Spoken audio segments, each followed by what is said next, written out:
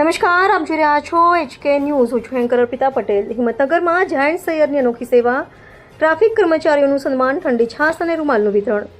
હિંમતનગરમાં ઉનાળાની કાળઝાળ ગરમી વચ્ચે સમાજ સેવાનું સુંદર ઉદાહરણ પૂરું પાડતા જાયન્ટ હિંમતનગર સૈયદ દ્વારા ટ્રાફિક નિયમનમાં ફરજ બજાવતા કર્મચારીઓનું સન્માન કરવામાં આવ્યું. ગ્રુપની બહેનોએ શહેરના વિવિધ વિસ્તારોમાં જઈ કર્મચારીઓને રૂમાલ અર્પણ કરી તેમનું સન્માન કર્યું તેમજ ઠંડી છાશનું વિતરણ કર્યું.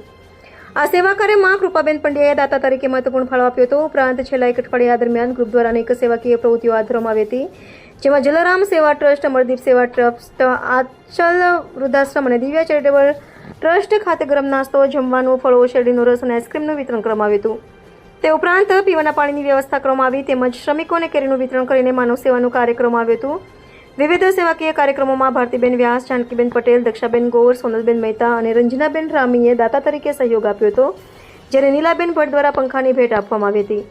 કાર્યક્રમોમાં પ્રમુખ રાજશ્રીબેન ત્રિવેદી, ઉપપ્રમુખ દક્ષાબેન ગોર, રેખાબેન પટેલ, મંત્રી હિનાબેન સોની, સહમંત્રી ગીલાબેન રાવલ, રીટાબેન સોની, વીણાબેન દવે, વિમળાબેન રાવલ, ઝોન ઓફિસર સોનલબેન મહેતા તેમજ ડિસ્ટ્રિક્ટ ડાયરેક્ટર પંકજભાઈ મહેતા સહિતના હોદ્દેદારો અને સભ્યો હાજર હતા. HK news, Sabarkantha.